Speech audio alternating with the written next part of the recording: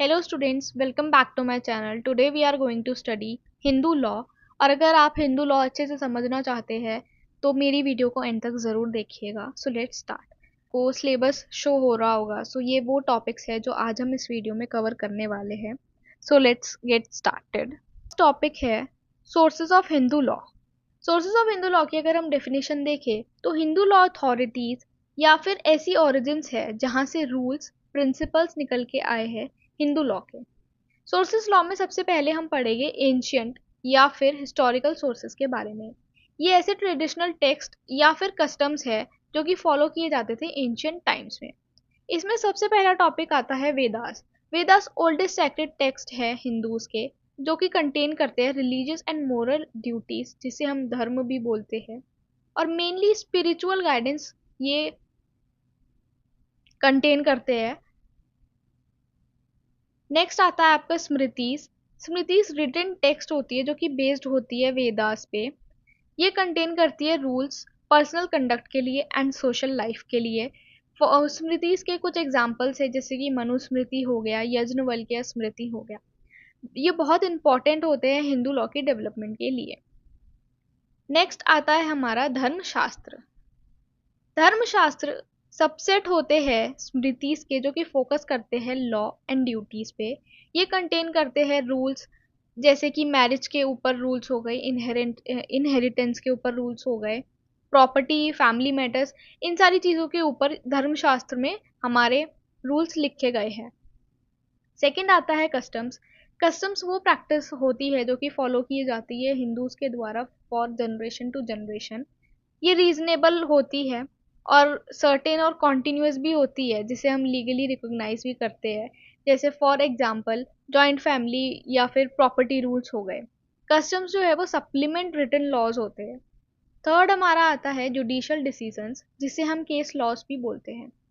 Court जो है interpret करता है और अप्लाई करता है वो सारे केस लॉज या फिर वो सारे जुडिशियल डिसीजंस हिंदू लॉ पे। Judicial decision act as a guide for similar future cases. जैसे कुछ केस अगर पास्ट में हुआ है, वैसा सिमिलर केस अगर फ्यूचर में होता है तो यहाँ पे जो भी जुडिशियल डिसीजन दिया गया था, कोर्ट जो है उस सिमिलर फ्यूचर केस पे ये वाला डिसीजन अप्लाई कर सकती है। फोर्थ हमारा आता है लेजिस्लेशन या फिर statutes. Modern Hindu law codified by laws passed by the Indian parliament.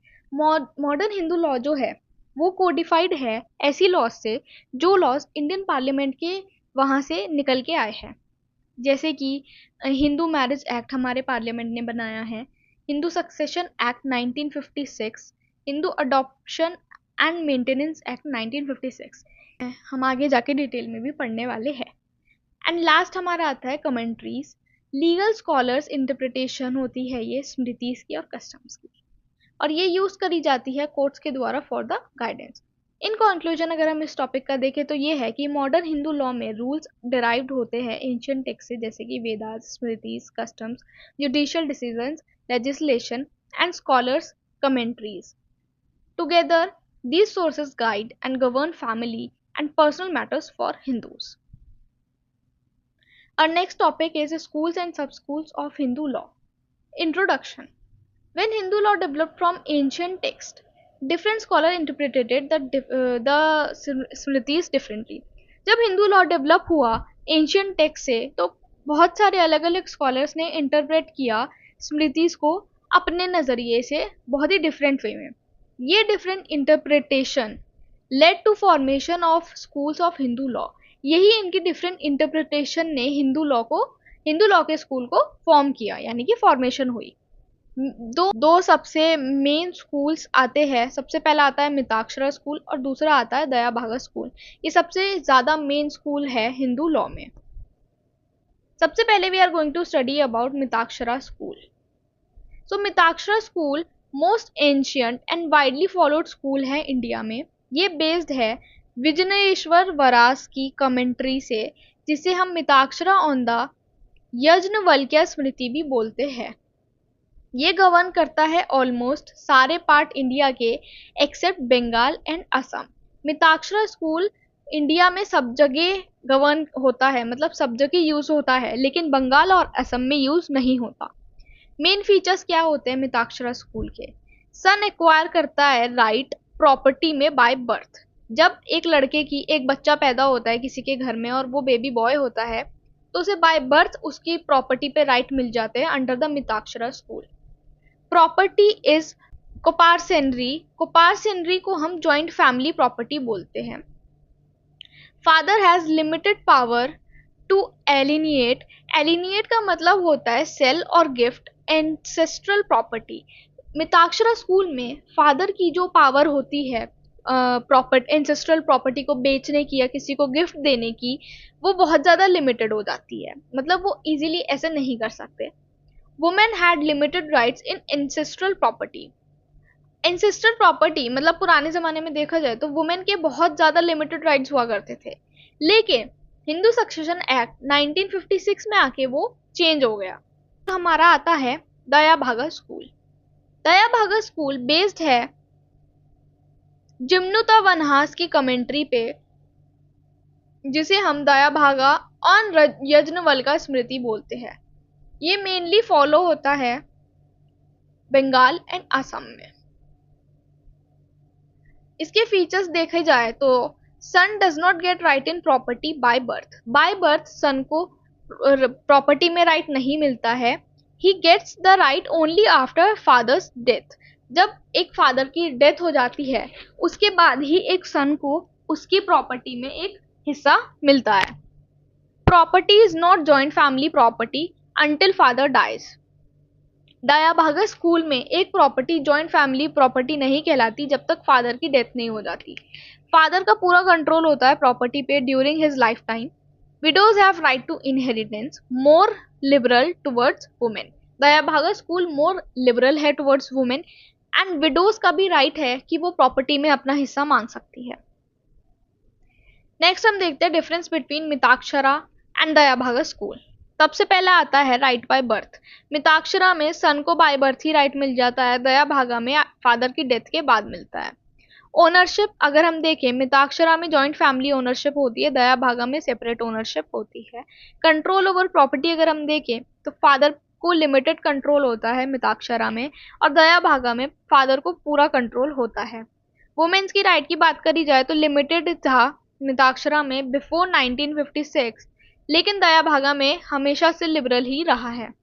Areas क्या क्या कवर करता है? मिताक्षरा पूरा इंडिया कवर करता है एक्सेप्ट बंगाल एंड असम, और दया भागा सिर्फ और सिर्फ बंगाल और असम में ही फॉलो किया जाता है। कंक्लूजन अगर हम इसका देखें तो जो दो मेन स्कूल है हिंदू लॉ के, वो है मिताक्षरा एंड दया भागा। ये डेवलप किए गए डिफरेंट इंटरप्रिटेशन से of ancient text. While Mittakshara govern most of the India, Dayabhaga applies mainly in Bengal and Assam. Together they form foundation of traditional Hindu personal law. Next topic is marriage under Hindu law. In Hindu law, marriage, which is known as also Vivaha, is not just a contract, it is a spiritual union. Hindu law में marriage एक सिर्फ contract नहीं होता कि sign किया खत्म हो गया, जबकि ये एक स्पिरिचुअल दो आत्माओं का मिलन होता है। It is a samskar, which is known as sacrament, a holy ceremony that joins a man and woman for life. The purpose of marriage is dharma, which is known as duty, praja, which is known as procreation, and rati, which is known as companionship. Nature of Hindu marriage, sacramental होता है, religious nature होता है, marriage एक permanent bond होता है। Second is indissoluble, earlier marriage could not be broken, मतलब easily पहले divorce का नाम नहीं होता था एंशिएंट लॉ में, ये तो धीरे धीरे हमारे पार्लियामेंट ने बनाया, पहले ऐसा नहीं होता था। पहले डिवोर्स का कुछ मतलब नहीं होता था, इजीली शादियां नहीं टूटती थी। Third is union for life, the bond continues even after death. Fourth is now partially contractual. After Hindu marriage act 1955 it includes legal rights and duties. Essentials of valid Hindu marriage, Section 5 of Hindu Marriage Act 1955. For a Hindu marriage to be valid, the following conditions must be fulfilled. अगर आप एक Hindu marriage को valid घोषित करना चाहते हैं तो ये फॉलोइंग कंडीशंस आपको फुलफिल करनी होगी। सबसे पहला आता है मोनोगैमी। मतलब एक इंसान के पास एक ही पार्टनर होना चाहिए, पहले से कोई पार्टनर उसका होना नहीं चाहिए। सेकेंड यहाँ पे आता है साउंड माइंड। सेकेंड यहाँ पे आता है साउंड माइंड, दोनों कैपेबल होने चाहिए वैलिड कंसेंट देने के और किसी भी अनसाउंडनेस ऑफ माइंड से सफर ना कर रहे हो। थर्ड आता है यहाँ पे एज, ग्रूम की 21 ईयर्स होनी चाहिए और ब्राइड की 18 years. Prohibited degrees, they should not be within prohibited relationship unless custom allows. Prohibited relationships हो गई जैसे कि क्लोज रिलेटिव्स में हो गई, जैसे कि मुस्लिम लॉ में होता है, तो वो चीज़ नहीं होनी चाहिए। क्लोज रिलेटिव्स हो गए, खून के रिश्ते हो गए या फिर ऐसा कुछ, तो वो नहीं होना चाहिए। फिफ्थ होता है आपका sapinda relationship, they should not be sapindas, मतलब क्लोज ब्लड रिलेटिव्स नहीं होनी चाहिए जब तक कस्टम अलाउ नहीं कर देता। Next topic is ceremonies of marriage, section 7। Marriage must be according to Hindu rites and customs. Marriage जो होगी वो हिंदू रिचुअल्स के और कस्टम्स के हिसाब से होनी चाहिए। मोस्ट कॉमन, सबसे कॉमन सेरेमनी होती है saptapadi. Saptapadi is basically taking 7 steps around the sacred fire, which is also known as फेरे। 7 फेरे लेते हैं और शादी हो जाती है, तो फेरे, इसको तुम फेरे 7 फेरे से सेक्शन 7 भी याद कर सकते हो। Okay, next is after the 7th step the marriage becomes complete and binding. Types of Hindu marriage, there are two types of Hindu marriage. First is approved form and second is disapproved form. दोनों में ही 4 होता है। तो there were 8 forms of marriage. सबसे पहले हम approved form में देखते हैं, तो सबसे पहले इसमें ब्रह्मा आता है, यानी कि gift of daughter to a man of a good character. Second is Daiva, girl given to prize. Third is Arsha, token gift of cow and bull. And fifth is Prajapatya, marriage for performing duties. Second आती है हमारी disapproved form. ये marriage respected नहीं मानी जाती थी society में, because they were based on force, money और रॉन्ग मेथड। जिसमें से सबसे पहले आता है असुर, मैरिज फॉर मनी और bride price. Second is Gandharva, marriage by mutual consent या फिर लव मैरिज। पहले के टाइम में इसको बहुत ज़्यादा विवाद हो जाता था कि लव मैरिज नहीं करनी चाहिए, नहीं करनी चाहिए, बेसिकली सोसाइटी एक्सेप्ट नहीं करती थी। Third is Rakshasa, marriage by force और capture. And fourth is Paishacha, seducing a girl while asleep or drunk। Important note अगर हम देखें, आज के टाइम में सिर्फ और सिर्फ अप्रूव्ड फॉर्म ही फॉलो करी जाती है, फॉलो होती है approved form he. Next topic is void and voidable marriage under Hindu marriage act 1955। Void marriage, section 11। Marriage has no legal existence if either party has a living spouse। Void marriage तब मानी जाएगी अगर दोनों में से किसी एक पार्टी का ऑलरेडी पहले से कोई लिविंग स्पाउस है। Parties are within prohibited degrees, वही जो अभी हम पढ़ के आए थे। पार्टीज किसी भी प्रोहिबिटेड डिग्रीज में नहीं होनी चाहिए, उनका पहले से कोई स्पाउस नहीं होना चाहिए, वो पहले से शादीशुदा नहीं होने चाहिए, और पार्टी सपनिंदाज तो बिल्कुल भी नहीं होनी चाहिए। अगर ये तीनों कंडीशंस किसी भी मैरिज में आती है तो वो वॉइड मैरिज कहला दी जाती है, मतलब ऐसी मैरिज जिसका लीगली कोई भी एग्जिस्टेंस नहीं होता। सेकेंड आती है हमारी voidable marriage with under section 12। Marriage is valid unless annulled. Annulled का मतलब होता है no longer legally valid by the court. इसमें क्या होता है, the grounds includes consent obtain by force और फ्रॉड। अगर आपने फोर्स करके या किसी को फ्रॉड में, मतलब धोखाधड़ी करके या जो जबरदस्ती से शादी करी, तो उसे हम वॉइडेबल मानेंगे। इम्पोर्टेंसी है, हम उसे वॉइडेबल मानेंगे। अनसाउंडनेस ऑफ माइंड है, हम उसे वॉइडेबल मान लेंगे। Next topic is rights and duties in marriage. Husband and wife owe each other mutual respect, support and fidelity. Fidelity का मतलब लॉयल्टी होता है, ठीक है। Both have equal rights to live together and maintain each other. दोनों के equal rights है साथ में रहना और दोनों को मेंटेन करके रखना, एक दूसरे का ध्यान रखना। Wife has a right to claim financial support from her husband. So ये राइट्स एंड ड्यूटीज है कि वाइफ पे राइट होता है कि वो फाइनेंशियली सपोर्ट मांग सके अपने हस्बैंड से। Marriage under Hindu law is a sacred and lifelong union meant for performing religious duties and family life. After Hindu Marriage Act 1955, it is a both religious and legal institution ensuring equality and rights for husband and wife.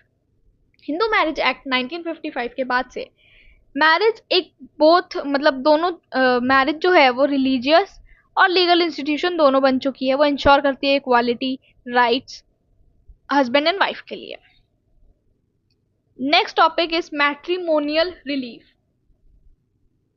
Under the ancient Hindu law, marriage was considered a sacrament, lifelong and indissoluble. There was no concept of divorce or legal separation. Ancient Hindu law में अगर हम देखें तो marriage जो है उसे consider किया जाता था लाइफ लॉन्ग और इनडिसॉल्युबल. वहां पे कोई भी ऐसा कॉन्सेप्ट नहीं होता था डिवोर्स का या फिर लीगल सेपरेशन का. जब हिंदू मैरिज एक्ट 1955 आया तो बहुत सारे मैट्रिमोनियल रिलीफ्स आ गए, जैसे कि लीगल रेमेडीज आ गई हस्बैंड एंड वाइफ के बीच में इंट्रोड्यूस कर दिया गया जिससे प्रोटेक्ट हो सके दोनों ही स्पाउसेस के राइट्स. तो मैट्रिमोनियल रिलीफ का मतलब होता है ऐसी लीगल रेमेडीज जो कि अवेलेबल करी जाती है हस्बैंड और वाइफ को हिंदू मैरिज एक्ट के अंडर जब उनकी मैरिज कोई भी प्रॉब्लम फेस करती है, जैसे कि क्रूएल्टी, अडल्ट्री या फिर डिजर्शन एक्सेट्रा. ये रिलीफ्स प्रोवाइड किए जाते हैं under section 9 to 14 of Hindu marriage act 1955.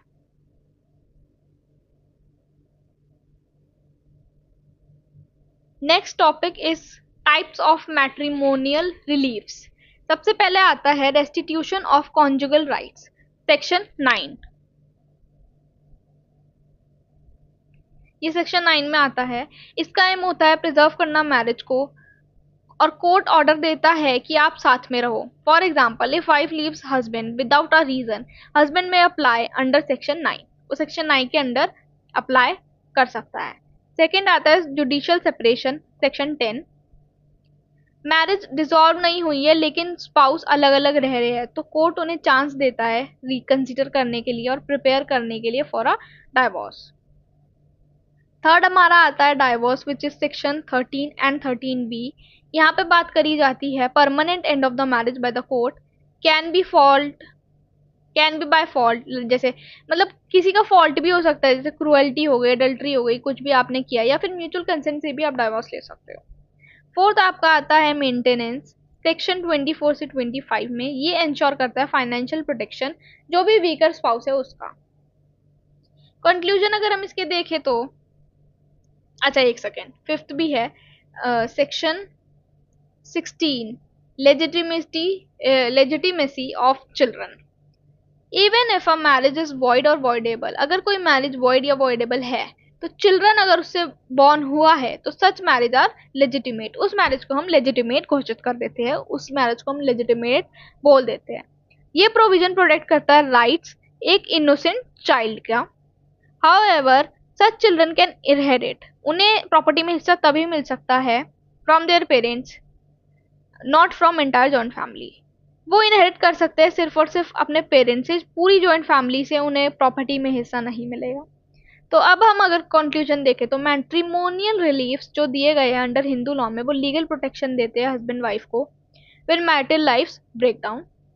ये इंट्रोड्यूस किया था इंश्योर करने के लिए justice, dignity and fairness marriage के अंदर.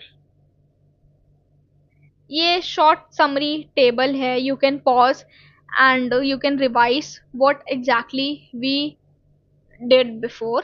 So yeah, यही टॉपिक हम अभी पढ़ के आए तो ये उसका एक शॉर्ट समरी टेबल अगर आप पढ़ना चाहो तो पॉज करके देख सकते हो. Next topic is legal status of children born of void and voidable marriages. Introduction. Under old Hindu law if a marriage was void, अगर मैरिज वॉइड थी तो चिल्ड्रन वर कंसिडर्ड इनलेजिटिमेट, उस बच्चे को इलेजिटिमेट बोल दिया जाता था.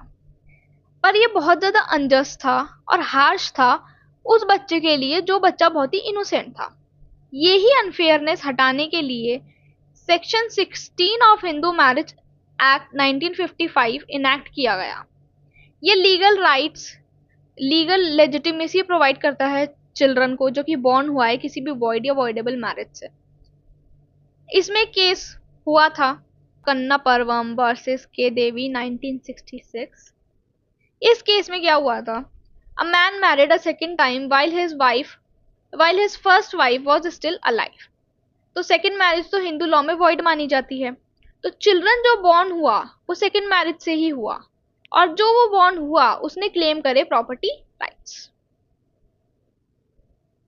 जजमेंट में ये आया, सुप्रीम कोर्ट ने बोला अगर आपकी मैरिज वॉइड है भी तो children are legitimate, children legitimate है बिकॉज उनका कोई भी फॉल्ट नहीं है, पर वो सिर्फ और सिर्फ अपने पेरेंट्स की प्रॉपर्टी में से ही इनहेरिट कर सकते हैं, ना कि पूरी जॉइंट फैमिली की प्रॉपर्टी में से।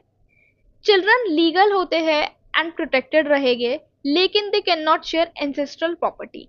एंसेस्ट्रल प्रॉपर्टी लेजिटिमेट चिल्ड्रन से हम नहीं शेयर कर सकते। नेक्स्ट टॉपिक हमारा आता है adoption, Hindu adoption and maintenance act 1956। Adoption means taking someone else's child as your own, giving child the same right as a natural born son or daughter. Adoption मतलब किसी और का बच्चा आपने गोद लिया है और आप उसे वैसे ही केयर कर रहे हो, वैसे ही उसकी देखभाल कर रहे हो जैसे आप अपने बच्चे की करते हैं। कंडीशंस, क्या कंडीशंस है एक वैलिड अडॉप्शन करने के लिए under section 6? The person adopting must have capacity to adopt, जो पर्सन अडॉप्ट कर रहा है उसकी कैपेसिटी होनी चाहिए कि वो अडॉप्ट कर सके। Second is the person giving in adoption must be legally allowed, जो अडॉप्शन करवा रहा है वो भी लीगली अलाउड होना चाहिए कराने के लिए। Third is child must be capable of being adopted, जो चाइल्ड है वो भी कैपेबल होना चाहिए कि उसे कोई और अडॉप्ट कर सके। और there must be an actual giving and taking ceremony, एक एक्चुअल गिविंग और टेकिंग सेरेमनी होनी चाहिए। कौन अडॉप्ट कर सकता है? हिंदू मेल अडॉप्ट कर सकता है अगर वो मेजर है, साउंड माइंड है और उसके पास वाइफ का कंसेंट है। हिंदू फीमेल कर सकती है अगर वो मेजर है, साउंड माइंड है, अनमैरिड है, विडो है या डाइवोर्स्ड है। हु कैन बी अडॉप्टेड, कौन लोग अडॉप्ट हो सकते हैं? Hindu child, married, unmarried, below 15 years and not already adopted. Effect of adoption, adopted child becomes legal child of adopted parents, adopted child जो है वो लीगल चाइल्ड बन जाता है अडॉप्टिव पेरेंट्स का, सारे उसके टाइज टूट जाते हैं उसके रियल पेरेंट्स से। Gets equal inheritance right, inheritance right जो है उसे इक्वल ही मिलेगा। यहाँ पे केस आता है एक Laxmikant Pandey versus union of India. यहाँ पे कोर्ट ने बोला कि चाइल्ड का जो वेलफेयर है वो बहुत ज्यादा इंपॉर्टेंट है अडॉप्शन में। Next topic is Hindu Minority and Guardianship Act 1956. This act deals with guardianship of Hindu minors, that is, who will take care of a Hindu child below 18 years. Types of guardians. सबसे पहले आता है natural guardian यानी कि father, और father के बाद mother. Second is guardian appointed by court under guardians and words act 1890. Third is testamentary guardian appointed by will of the parents, and fourth is de facto guardians, one who actually takes care even without legal authority. De facto guardian वो guardian होता है जो कि actual में take care करता है एक बच्चे की बिना किसी legal authority के। Under this act, welfare of the minor is always first priority. इस act के अंदर एक बच्चे की क्या welfare होनी चाहिए, क्या उसका होना चाहिए, उसका देखभाल सबसे ज्यादा first priority मानी जाती है। Next topic is law of maintenance. Maintenance means providing food, shelter, clothes, education, and medical needs to the dependents. Who is entitled to maintenance? किसको maintenance मिल सकता है? Wife, even if they are separated, unless converted. Second is children, minor, son, unmarried daughters. इसको भी maintenance provide की जा सकती है. Third is aged parents who can't maintain themselves, and fourth is dependents, which is known as relatives. Factor considered by courts. Family का status देखता है court, income and property देखता है उस पर्सन की जो कि लाइबल होगा मेंटेनेंस प्रोवाइड करने के, और नीड्स भी देखता है कि एक इंसान जो कि मेंटेनेंस उसे प्रोवाइड कर रहा है उसको एक्चुअल में चाहिए क्या। बेसिकली क्लेमेंट की नीड्स यहाँ पे चेक होती है। यहाँ पे केस हुआ था के नारायण वर्सेस बालकृष्णन 1975 में। इसमें कोर्ट ने बोला कि maintenance include all the basic needs for survival. Next is law of succession. Succession means transfer of property of a person after his death to his legal heirs. There are two types interstate succession when a person dies without a will. अगर कोई इंसान बिना वसीयत लिखे चला गया है तो उसे हम इंटरस्टेट सक्सेशन बोलेंगे। एंड सेकेंड हमारा आता है testamentary succession when a person dies with a valid will. अगर एक आदमी या कोई भी इंसान वसीयत लिख के मरा है तो उसे हम टेस्टिमेंट्री सक्सेशन बोलते हैं। हिंदू सक्सेशन एक्ट 1956 के अंडर मेल्स के लिए प्रॉपर्टी उसकी 1 क्लास हायर पे जाती है और 1 फर्स्ट क्लास हायर्स में इंक्लूड होते हैं wife, son, daughter, mother, widow of precede son etcetera.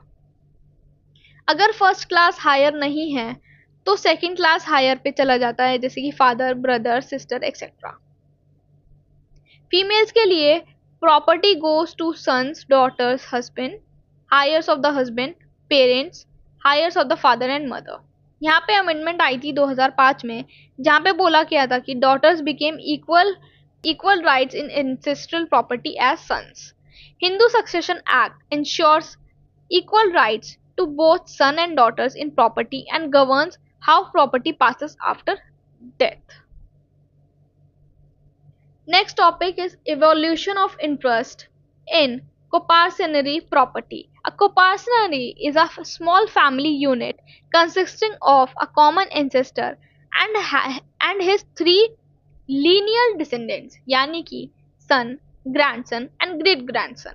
अगर एक स्मॉल फैमिली में ये तीनों कॉमन एंसेस्टर रहे हैं और ये कॉमन है तो उसे हम कोपार्सनरी बोल सकते हैं। It exist when Mitakshara school of Hindu law. It exist under Mitakshara school of Hindu law, old law before 2005 amendment. Old law में सिर्फ और सिर्फ मेल पे राइट्स होता था, प्रॉपर्टी में वुमेन्स पे नहीं होता था। When a male died his interest automatically other male coparceners. अगर बेसिकली दूसरा मेल, मतलब एक मेल अगर मर जाता था तो प्रॉपर्टी दूसरे मेल को मिल जाती थी। वुमेन्स का कोई भी अधिकार था ही नहीं, फीमेल्स का कोई भी रोल था ही नहीं। तो जब 2005 में अमेंडमेंट आई, उस अमेंडमेंट में डॉटर्स को इक्वल कोपार्सनर बना दिया गया like sons, and they get equal share and rights by the birth. Second is general rules of succession in case of male Hindus. Property of male dying without will goes as follows. अगर कोई mail बिना will बनाए मर जाता है तो उसकी property ऐसे डिस्ट्रीब्यूट होती है। सबसे पहले क्लास 1 आता है जहाँ पे सन, डॉटर, विडो, मदर एक्सेट्रा ये सब इंक्लूड होते हैं। क्लास 2 में father, brother, sister, nephews include होते हैं। फिर आता है एग्नेट्स, यहाँ पे रिलेटिव्स आते हैं थ्रू मेल। फोर्थ आता है कॉग्नेट्स, यहाँ पे रिलेटिव्स आते हैं through female. Fifth is government, अगर कोई भी हायर नहीं होता तो प्रॉपर्टी जो है वो गवर्नमेंट के पास चली जाती है। Next topic is general rule of succession in female Hindus. When a female dies without a will, her property goes to son, daughter, husband, heirs of husband, mother and father, heirs of father और heirs of mother. Special rule यहाँ पे है, अगर property inherit करी गई है parent से तो वो वापस से उसके फादर्स के हायर पे चली जाएगी, और अगर हेरिटेड हुई है हस्बैंड से तो हस्बैंड के हायर्स पे चली जाएगी। Fourth is testamentary succession. When a person dies leaving a will, Hindus are free to make a will of their property. Testamentary succession का मतलब होता है अगर कोई इंसान मर गया है अपनी विल छोड़ के, उसे हम टेस्टिमेंट्री सक्सेशन बोलते हैं। हिंदूज फ्री होते हैं, वो मतलब उन पे पूरा उनका कंसेंट होता है, वो अपनी मर्जी से विल बनाते हैं अपनी प्रॉपर्टी की। Property will pass according to will not by rules. Property जो पास होगी वो विल के अकॉर्डिंग ही पास होगी, रूल्स के अकॉर्डिंग पास नहीं होगी। और ये अप्लाई होता है सिर्फ और सिर्फ सेल्फ एक्वायर्ड प्रॉपर्टी पे, ना कि joint family properties. So this was it for today's video guys. If you liked my video, please do like, comment, share and please subscribe to my channel.